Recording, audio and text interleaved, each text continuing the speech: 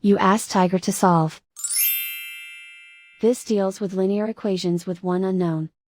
The final result is x equals -77. Let's solve it step by step. Group all constants on the right side of the equation. Subtract 24 from both sides.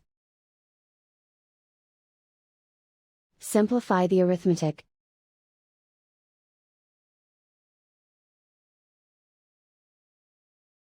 Isolate the x. Multiply both sides by inverse fraction 7/4. Group like terms. Multiply the coefficients. Simplify the fraction. Multiply the fractions.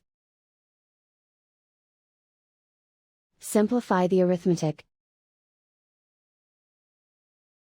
And so the final result is x equals -77.